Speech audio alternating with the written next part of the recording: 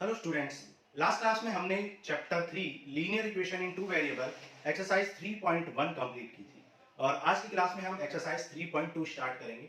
तो चलो स्टार्ट करते हैं एक्सरसाइज 3.2। इन एग्जांपल्स को सॉल्व किया था, एग्जांपल 1 2 3 एनसीईआरटी के 3 एग्जांपल्स। इन एग्जांपल्स को हमने सॉल्व किया था और हमने जब इनको सॉल्व किया था तो इन लाइंस को जब हमने ड्रॉ किया था तो हमें इस तरीके से एक इंटरसेक्टिंग लाइंस मिली थी जो एक पॉइंट पर इंटरसेक्ट कर रही थी।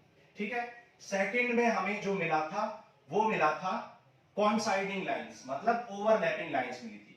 ठीक है, कॉन्साइडिंग लाइंस या ओवरलैपिंग लाइंस मिली थी सेकंड केस में। और थर्ड केस में हमें क्या मिली थी? पैरेलल लाइंस मिली थी। ठीक है, ये तीन एग्जांपल्स हमने इंट्रोडक्शन क्लास ऑफ एक्सरसाइज 3.1 में की थी और वहां पर हमने देखा था कि फर्स्ट एग्जांपल में आपको इंटरसेक्टिंग लाइंस मिली थी, सेकंड एग्जांपल में ओवरलैपिंग या कॉन्साइडिंग लाइंस, और थर्ड एग्जांपल में आपको हमने दिखाया था कि आपको कैसी लाइंस मिली है? पैरेलल लाइंस मिली है।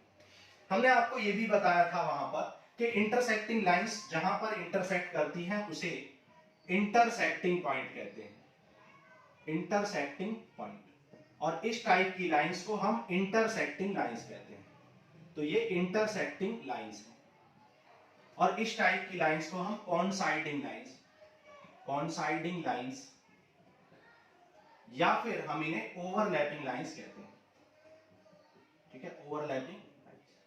और इस टाइप की लाइंस को हम पैरेलल लाइंस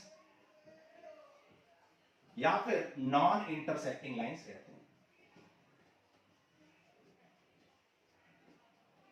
ठीक है, नॉन इंटरसेक्टिंग लाइंस कहते हैं।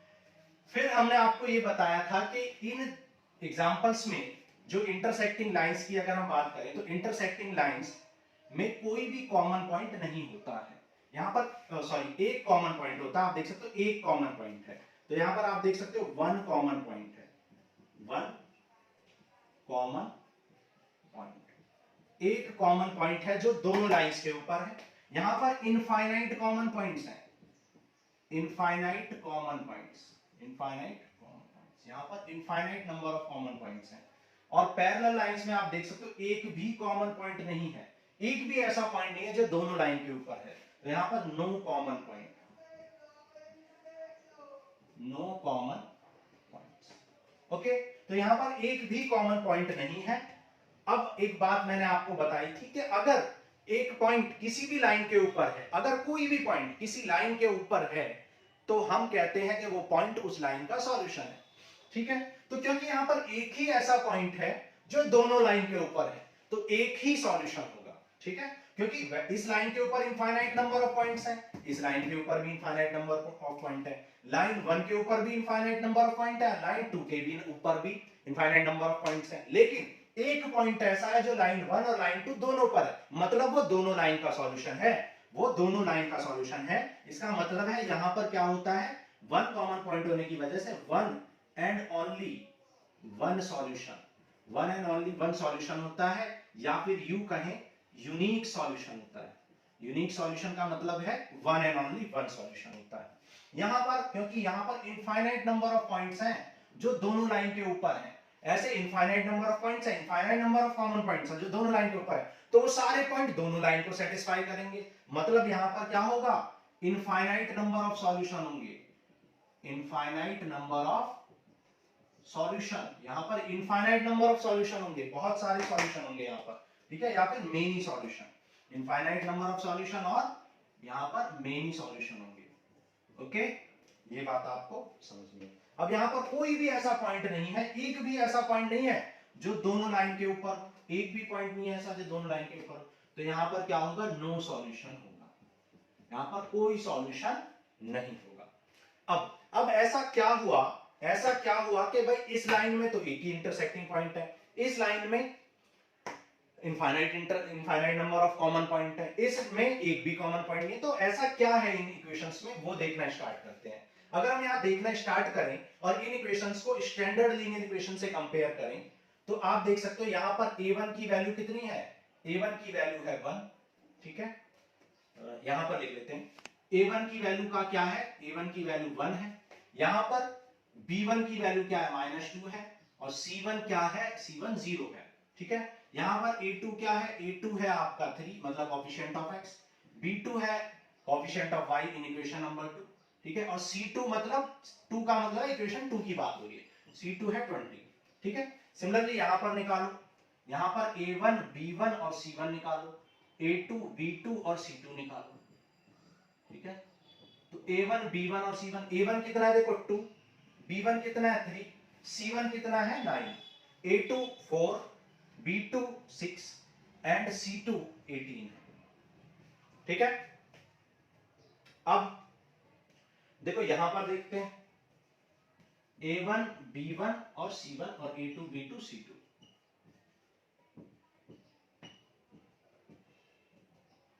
तो यहां पर देखो A1 कितना है, A1 है 1, B1 है 2 और C1 है 4, 2 4 एंड 12, ये है 2 4 एंड 12, ठीक है। अब यहां पर हम इनका रेशियो देखना स्टार्ट करते हैं, नीचे दिखाई दे रहा है, ओके। अब देखो यहां पर इनका रेशियो देखते हैं, यहां पर A1/3 आप देख सकते हो 1/3 नॉट इक्वल टू -2/4 है, भाई 1/3 इक्वल टू नहीं है 2/4 के, मतलब यहां A1/A2 not equal to B1/B2 है, ठीक है। और यहां पर आप देखो तो यहां पर देखो, इसको थोड़ा सा ऊपर लिख देते हैं, A1 2 B1 3 C1 9 A2 4 B2 6 C2 18, तो यहां पर जब आप A1 अपॉन A2 की वैल्यू निकालोगे तो क्या आएगी 2/4 दैट इज 1/2, यहां पर B1 अपॉन B2 कितना आया 3/6 दैट इज 1/2, तो यहां पर आप देख सकते हो A1 अपॉन A2 इक्वल है B1 अपॉन B2 के, और C1 अपॉन C2 भी आप निकालो 9/18 दैट इज वो भी 1/2 आएगा, C1 अपॉन C2 भी, तो यहां पर तीनों ही इक्वल है, ठीक है। और यहां पर देखो, यहां देख लेते हैं A1/A2 कितना है, A1/A2 1/2 है, B1/B2 कितना है 2/4 दैट इज AB 1/2 है, और C1/C2 कितना है 4/12, ये है 1/3, तो यहां पर A1/A2 इक्वल है B1/B2 के, लेकिन C1/C2 इक्वल नहीं है, ठीक है, दिखाई दे रहा है नीचे, ठीक है। तो आपने देखा यहां A1/A2 not equal to B1/B2 है, और दूसरे केस में ये तीनों इक्वल है, और यहां पर A1/A2 B1/B2 के इक्वल है, लेकिन C1/C2 के इक्वल नहीं है। तो आपने इस क्वेश्चन में तीनों एग्जांपल्स में देखा कि तीनों में अलग अलग कंडीशन मिल रही है, और इन्हीं कंडीशन को बोलते हैं हम कंडीशन ऑफ यूनिक सॉल्यूशन।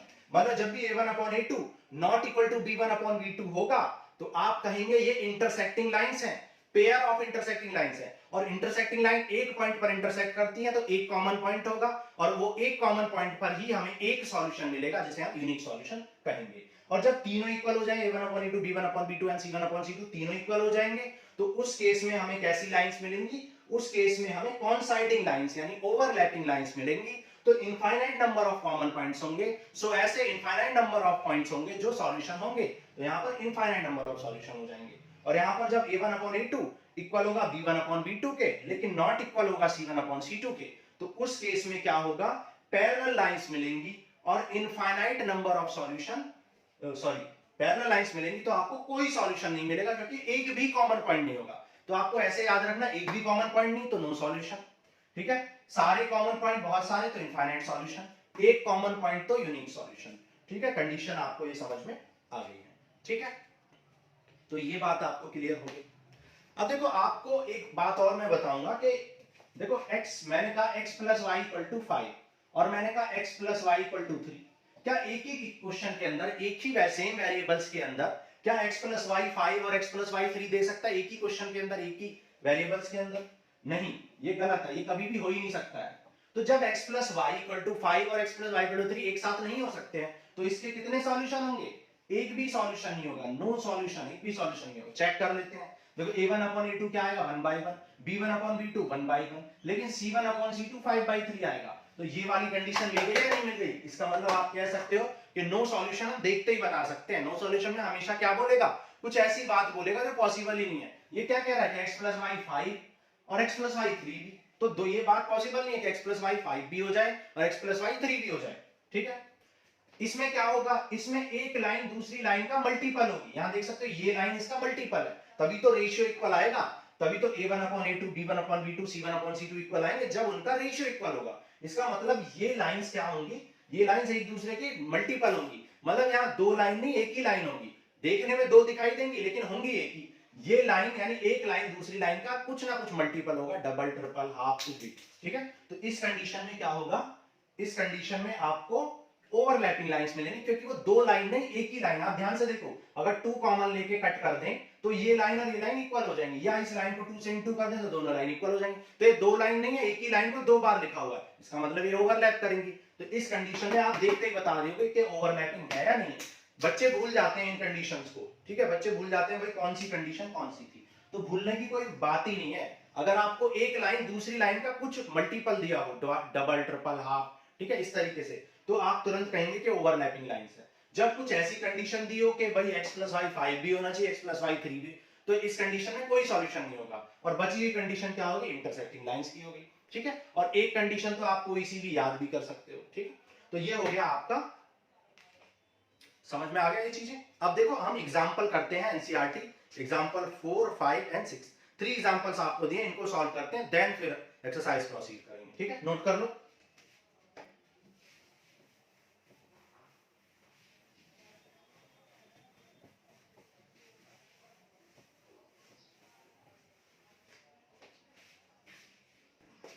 देखो एग्जांपल नंबर 4, कह रहा check graphically whether the pair of equation this is consistent, if so solve them graphically, ठीक है।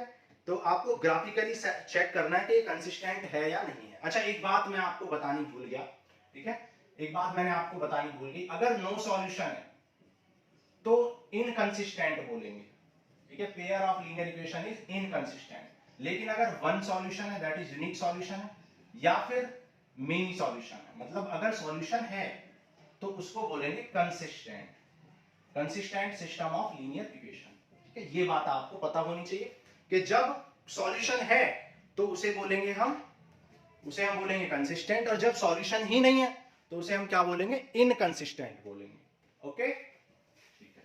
देखो एग्जांपल 4 में आपको ग्राफिकली चेक करना है, तो यहां पर देखो स्केलिंग बहुत अच्छे से आपको करनी पड़ेगी। एग्जांपल नंबर 4, ठीक है, example 4 of exercise NCERT exercise 3.2, x plus 3y equal to क्या दे रखा है 6, 2x minus 3y equal to क्या गिवन है 12 गिवन है, ठीक है।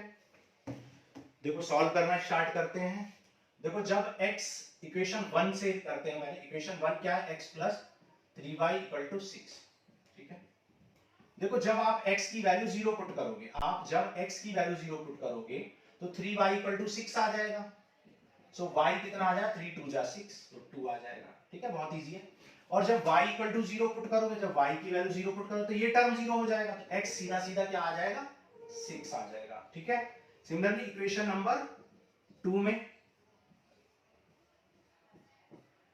2x minus 3y equal to 12 है, जब x 0 करोगे, जब x 0 तो ये टर्म 0 हो जाएगा, 3 4 जा 12, तो y आ जाएगा -4, और जब y 0 करोगे तो 2 6 जा 12, तो y आ जाएगा 6, तो x 0 तो y -4, सॉरी यहां पर लिख लेते हैं x 0 तो y -4, और जब y 0 तो x 2 6 जा 12, तो 6 आ जाएगा, ठीक है। अब हम ग्राफ को ड्रॉ कर लेंगे, ठीक है, स्केलिंग बहुत अच्छे से करनी पड़ेगी, 1 2 3 4 एंड 5, ठीक है, 1 2 3 4, ठीक है। आंसर आने के कम ही चांस होंगे क्योंकि हम स्केल का यूज नहीं कर रहे हैं, फिर भी कोशिश करते हैं। देखो x 0 y एक्सिस पर होता है और y 2 है, ठीक है, y 2 है और x 0 y एक्सिस पर ही होता है, ऐसा तो 0 2, x 6 है y 0 x एक्सिस पर होता है, तो यहां पर मिल जाएगा x,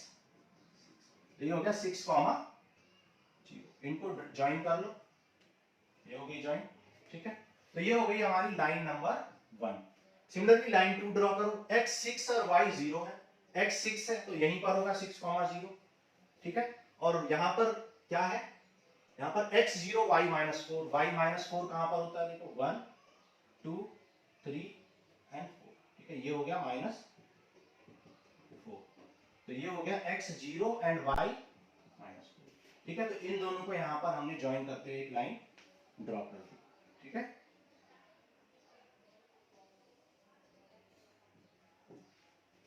तो आपने देखा, आपने देखा कि यहां पर ये पॉइंट क्या कर, यहां पर ये लाइन क्या कर रही है, लाइन 1 और लाइन 2 यहां पर इंटरसेक्ट कर रही है, तो ये है इंटरसेक्टिंग पॉइंट, ठीक है, इंटरसेक्टिंग पॉइंट, या फिर हम कह सकते हैं कॉमन पॉइंट। ये कॉमन पॉइंट है दोनों लाइंस के ऊपर, कॉमन पॉइंट है। कितने कॉमन पॉइंट है, 1 कॉमन पॉइंट है, और क्योंकि 1 कॉमन पॉइंट है तो इसी पॉइंट पर क्या मिलेगा हमें, solution. So one and only one solution, that is unique solution, ठीक है, यूनिक सॉल्यूशन। अब सॉल्यूशन मिला या नहीं मिला, मिल गया, यूनिक सॉल्यूशन मिल गया, इसका मतलब ये क्या है, कंसिस्टेंट है, ठीक है, consistent linear pair of equation. तो ये पेयर ऑफ इक्वेशन क्या है, कंसिस्टेंट है। आपसे क्वेश्चन में यही पूछा था, if is the check graphically whether the pair of equation is consistent or not, if consistent solve them graphically। तो ये consistent था तो हमने graphically solve किया। अच्छा, अभी हमने consistent graphically check किया ये consistent है या नहीं है। अब हम condition से check करते हैं, ठीक है, condition से check करो। a1 कितना है देखो, यहाँ पर कर लेते हैं, ठीक है। तो पहले हमें ग्राफ एल्जेब्रिकली सॉल्व करना था। a1 है 1, b1 है 3 और c1 है 6, a2 है आपका 2, b2 है -3 और c2 है 12। तो a1 अपॉन a2 निकालो, क्या आ जाएगा 1/2, b1 अपॉन b2 निकालो, क्या आ जाएगा -1। तो आप देख सकते हो a1 अपॉन a2 इक्वल नहीं है b1 अपॉन b2 के, जो कि किसकी कंडीशन है, condition of unique solution, condition of unique solution, जो कि हमने यहां पर भी निकाला है, यूनिक सॉल्यूशन एंड कंसिस्टेंट, ठीक है। तो इस तरीके से आपको चेक करना है, ये हमने ग्राफिकली किया और ये हमने एल्जेब्रिकली सॉल्व किया, ठीक है। तो ये हो गया कुछ एग्जांपल नंबर 4। नेक्स्ट करते हैं एग्जांपल 5, नोट करो जल्दी।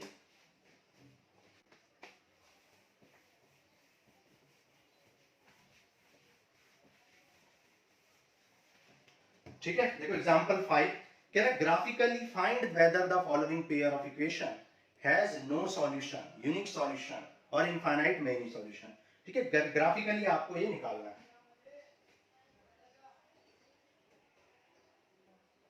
ठीक है। तो देखो निकालते हैं, क्या गिवन है, 5x minus 8y plus 1 equal to 0 और 3x minus 24/5y plus 3/5 equal to 0, ठीक है। ये दो इक्वेशंस आपको गिवन है। अब आप देख सकते हो कि अगर इस इक्वेशन को, इस वाली इक्वेशन को किससे मल्टीप्लाई करते हैं, 3/5 से अगर आप इंटू करते हैं, तो देखो 1 के जगह पर 3/5 हो जाएगा और 3 8 जा 24/5 हो जाएगा, 5 से 5 कैंसिल, 3 आ जाएगा, है ना। तो आपको इक्वेशन नंबर 2 मिल जाएगी। इसका मतलब इक्वेशन 1 इक्वेशन 2 का क्या है, मल्टीपल है, मतलब ये दो इक्वेशन ही एक ही इक्वेशन को किसी नंबर से मल्टीप्लाई करके आपको दे दिया है, तो ये एक ही इक्वेशन है। जब एक ही इक्वेशन है तो ये लाइंस कैसी आएंगी, ये लाइंस ओवरलैपिंग लाइंस आएंगी, ठीक है, ओवरलैपिंग, क्योंकि ये दो लाइन नहीं एक ही लाइन है, ओवरलैपिंग या कॉन्साइडिंग लाइंस। तो ये कॉन्साइडिंग लाइंस और ओवरलैपिंग लाइंस के कितने सॉल्यूशन होते हैं, इनफाइनाइट सॉल्यूशन होते हैं, ठीक है, क्योंकि इनफाइनाइट कॉमन पॉइंट होते हैं। चेक कर लेते हैं, देखो एल्जेब्रिकली भी a1 अपॉन a2 कितना आ जाएगा 5/3, b1 अपॉन b2 कितना आ जाएगा -8/-24/5, 5 ऊपर चला जाएगा तो -8 इंटू 5/-24, 8 3 जा 24, तो ये आ जाएगा 5/3, ठीक है। अब c1 अपॉन c2 निकालो, c1 कितना है 1 और c2 कितना है 3/5, ये 5 ऊपर जाएगा तो 5/3। तो आपने देखा कि a1 upon a2, b1 upon b2, c1 upon c2 सब कुछ इक्वल है, विच इज कंडीशन ऑफ, जो कि किसकी कंडीशन है, कंडीशन ऑफ ओवरलैपिंग या कॉन्साइडिंग लाइंस है। तो आपने देखा ये एल्जेब्रिकली भी देखा और डायरेक्ट भी मैंने आपको बता दिया था कि ये ओवरलैपिंग लाइंस है। अब ग्राफिकली देख लेते हैं कि ग्राफ से, ठीक है, ग्राफ से कैसे मिलेगा। अच्छा, ग्राफ से चलो आप लोग करो और आपको जो लाइंस मिलेंगी वो ओवरलैपिंग लाइंस मिलेंगी, ठीक है। चलो मैं करके दिखा देता हूं। देखो जैसे इक्वेशन नंबर 1 को, equation 1 5x minus 8y plus 1 equal to 0। So जब यहाँ पे x की वैल्यू 0 पुट करोगे, x की वैल्यू 0 तो -8y plus 1 equal to 0, so y equal to क्या आ जाएगा -1/-8, दैट इज 1/8, ठीक है। जब y इक्वल टू 0 करोगे तो y इक्वल टू 0 करने से 5x minus 0 plus 1 equal to 0, so x आ जाएगा -1/5। सिमिलरली इक्वेशन नंबर 2 की बात करें, इक्वेशन नंबर 2 क्या, 3x minus 24/5y plus 3/5 equal to 0। तो जब आप x की वैल्यू 0 पुट करोगे तो क्या आ जाएगा 24/5y और ये आ जाएगा -3/5, 5 से 5 3 8 जा, तो y क्या आ जाएगा 1/8। सिमिलरली जब y इक्वल टू 0 पुट करोगे, y इक्वल टू 0 पुट करने से 3x minus 0 plus 3/5 equal to 0, so x आ जाएगा -3/5, 3 से 3 कैंसिल, तो x आ गया -1/5। आप देख सकते हो यहां भी x और y की वैल्यू सेम आई है, यहां भी। तो जो भी ग्राफ ड्रॉ होगा, कुछ इस तरीके से होगा। x की वैल्यू देखो कितनी है, नेगेटिव में है, ठीक है, और y की वैल्यू कैसी है, पॉजिटिव है। y की वैल्यू पॉजिटिव यहां होगी ऊपर और x की वैल्यू नेगेटिव यहां होगी। तो ये लाइन इस तरीके से कुछ जाने वाली है, दोनों ही लाइन, क्योंकि दोनों लाइन सेम पॉइंट पर इंटरसेक्ट, सेम पॉइंट से पास हो रही है। तो इस तरीके से आपको एक ओवरलैपिंग ग्राफ मिल जाएगा, ठीक है। तो एग्जांपल 5 हो गया, चलो एग्जांपल 6 करते हैं, नोट करो जल्दी।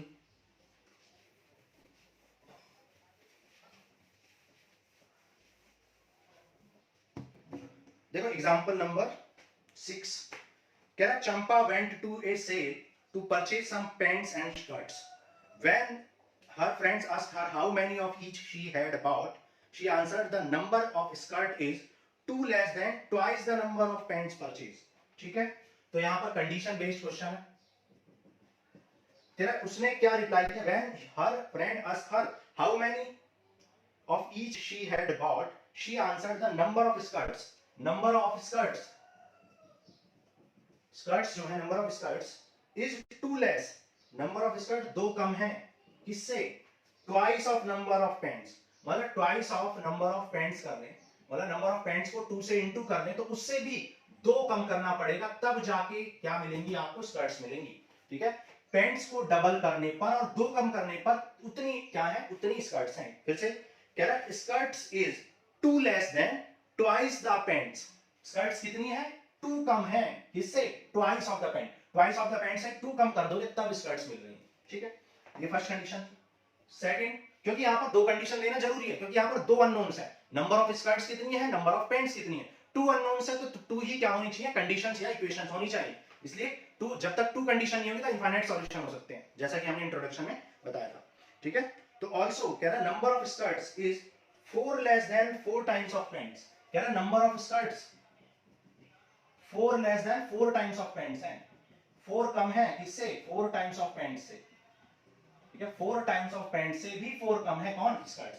ठीक है, तो यहां पर आपको लेट करना पड़ेगा, let the number of skirts, ठीक है, and pants be y and x. ठीक है, हम एक्स एंड वाई भी लेट कर सकते हैं, लेकिन हम बुक के अकॉर्डिंग चलना चाहते हैं, जिससे कि हमारा आंसर बिल्कुल एग्जैक्टली मैच दिखाए। ठीक है, वाई एंड एक्स रेस्पेक्टिवली। तो अब देखो स्कर्ट्स को y लिख सकते हो, पैंट्स को x लिख सकते हो, तो यहां से आप क्या लिख सकते हो, 2x minus Y, 2x minus Y, और इधर क्या बचेगा, इक्वल टू में 0, तो इक्वल टू 0 इधर लिखो या इधर लिखो, उससे कोई फर्क नहीं पड़ता। ये हो गया आपका इक्वेशन नंबर 1। यहां पर skirts that is y equal to 4x minus 4 है। ठीक है, y को उधर ले जाओ तो 4x minus y minus 4 equal to 0 left में आएगा, इक्वल टू आप राइट में भी लिख सकते हो, उससे कोई फर्क नहीं पड़ेगा। तो ये इक्वेशन 1 और 2 हो गई। इसने बोला था क्या, help her friend to find how many pants and skirts Champa bought। ठीक है, तो कितनी पैंट्स और स्कर्ट्स ने बॉट की थी, ये हेल्प करनी है आपको फाइंड आउट करने में। तो देखो 2 इक्वेशन मिल गई है, ये हमने अलजेब्रिकली या मैथमेटिकली तो आपने निकाल लिया। अब इसको ग्राफिकली ड्रॉ करोगे, तो कैसे ड्रॉ करोगे, फिर से आप वही करोगे, x इक्वल टू 0 पुट करोगे इक्वेशन 1 में, व्हेन x इक्वल टू 0, जब x की वैल्यू 0 पुट करो तो 2 into 0 minus y equal to 0 minus y minus 2 equal to 0, ये 0 हो जाए तो minus y equal to 2, so y आ जाएगा -2। ठीक है, फिर जब वैन, यहां पे कर लेते हैं वैन y इक्वल टू 0, जब y की वैल्यू आप 0 लोगे तो y 0 लेने से क्या होगा, 2x minus 0 minus 2 equal to 0, so 2x equal to 2, so x आ जाएगा आपका 1। ठीक है, सिमिलरली यहां पर करो इक्वेशन 2 में x इक्वल टू 0 पुट करो, जब x 0 पुट करोगे तो y कितना आ जाएगा, minus y equal to 4, so y आ जाएगा -4। Similarly when y equal to 0 put करोगे, जब y की वैल्यू 0 पुट करोगे तो क्या होगा, y 0 कर लोगे, सो 4x इक्वल टू क्या आ जाएगा 4, सो x आ जाएगा 1। तो यहां पर y की वैल्यू -2 है, यहां -4, यहां x 1 है और यहां 1 है। ठीक है, तो ड्रॉ करना स्टार्ट करते हैं। देखो ग्राफ को, मान लो ये 1 है, 2 है, 3 है, 4 है, 5 है, -1 -2 -3 -4, ठीक है।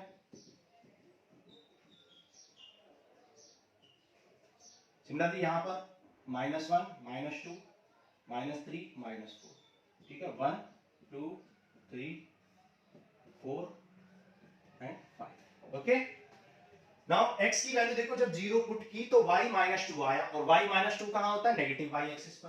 तो ये पॉइंट है आपका 0, -2, ठीक है।